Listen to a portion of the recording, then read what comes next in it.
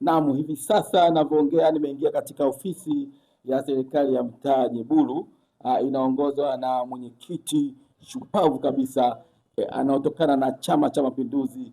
Yeye ni kada kabisa. Leo hii kipindi hiki kilienda moja kwa moja kwenye ofisi yake. Hapa ndipo niko na mwenyekiti Saadati Athmani. Hongera sana kwa Saadati, ni kazi nzuri, umebadilisha sana Nyeburu. Hongera sana.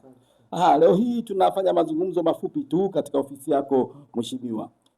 Kwanza pole sana na changamoto za miundombinu. Tunafahamu kwamba jiji Dar es Salaam lote changamoto ndio hizo, lakini Nyeburu kipande chako hongera, umejitahidi. Sio ile barabara mbovu sana, kutokana na juhudi zako ambazo umezungumzia kwamba tayari umeshazifanyia matengenezo. Lakini turudi moja kwa moja kwenye upande wa elimu. Hongera sana. Nakupa hongera kwa sababu uliniambia siku ya nyuma kwamba umepiga hakuna utoro hapa shuleni, si shule ya msingi wala sekondari. Hakuna utoro na hakuna mwanafunzi yote ambaye unaweza kumwona wakati wa masomo, si ndio? Ndio. Na pia ulipiga marufuku bodaboda kupakia wanafunzi, si ndio? Ndio. Hilo jambo kweli limekuja kupongeza sana. Lakini kubwa zaidi, hebu tuongelee upande wa elimu. Mwenyekiti, tangia uingia madarakani ndani ya mwaka mmoja na miezi kadhaa, kwa kweli tumeona mabadiliko makubwa ya kielimu. Kwanza kabisa tumeona mabadiliko ya majengo ya shule. Tumeshuhudia shule ya msingi ilikuwa na majengo mabovu kabisa, lakini ulivyoapishwa tu breki ya kwanza ukaenda kwenye majengo.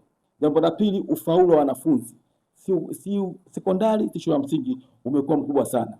Kumbuka ndugu mtazamaji, unaangalia hivi sasa, Nyeburu ilikuwa ni ya mwisho kabisa katika mitihani yote, si sekondari wala shule ya msingi. Lakini ameingia mwamba huyu mwamba unayemwona huyu mwamba amebadilisha kabisa katika upande wa elimu.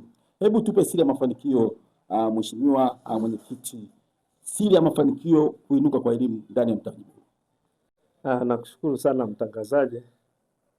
Kama ulivyonitambulisha, mimi naitwa Saadati Athmani Rwetabura, ndo mwenyekiti wa serikali ya mtaa wa Nyeburu, kata ya Buyuni, wilaya ya Ilala. Tumezungumzia swala la elimu. Kwanza lazima tukubali kwamba taifa lolote ili liweze kusonga mbele lazima watu wake wawe na elimu. Kwa hiyo mambo yote tunayoyafanya lazima elimu kiwe ni kipaumbele cha kwanza.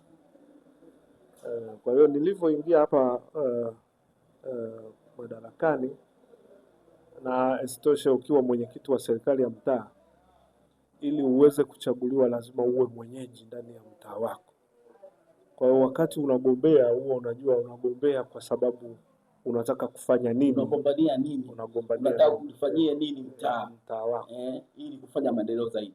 Kwa hiyo mimi katika vitu ambavyo vilikuwa vinanikera wakati kabla sijawa mwenyekiti wa serikali ya mtaa, mwenyekiti, kuna vitu vilikuwa vinakukeleketa keleketa kabisa, yani ulikuwa unasema sasa umeingia sasa kwamba ilikuwa ni uchakavu wa ile miundombinu ya shule ya msingi.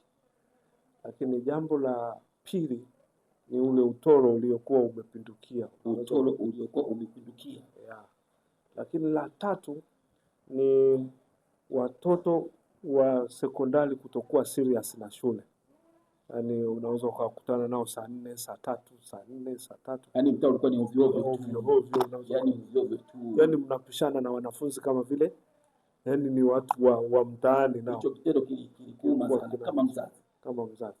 Lakini la lingine lilikuwa linanikera ni kwamba wakitoka shule unakuta wako vituoni pale wanachagua gari lenye muziki lisokuwa na muziki. Yaani wanafunzi wakati wa kutoka wanafunzi wamerundikana ovyo. Ilikuwa sana mwenyekiti. Gari linakuja tupu, linaweza likaondoka mpaka kuna magari yao maalum wanataka kupanda. Kwa hiyo hivyo vitu vilikuwa vinakuchukiza sana. Mpaka kauliza hivi kuna uongozi kweli hapa? Kwa hiyo baada ya kuingia nikasema sasa ndo nataka nishughulike. Umeingia mwanaume sasa. Niangalie ugumu uko wapi wa kudili na hivi vitu. Kwa hiyo nashukuru walimu wa shule zote tumeweza kukaa pamoja na kuelewana. Kwa hiyo sasa hivi mtoto yoyote anayekutwa mtaani ambaye anatakiwa kuwa shuleni, huyo kwa kweli mzazi wake ama yeye. Mwenyekiti, ulivyoingia uliweka mikakati yako kwamba shule za msingi pamoja na sekondari hapatakuwa na utorotoro ule. Ulikaa kamati yako, ulikaa mikakati, na mikakati yenyewe ikoje mpaka sasa? Mikakati mpaka sasa hizi ni kwamba sasa hivi mtoto yoyote wa darasa wa form 1 mpaka form 5 sasa hivi ambao ndo tupo, ukionekana mtaani kwetu kuanzia saa 1:30 kwenda juu, wewe hauchukuliwi tena kama ni mwanafunzi.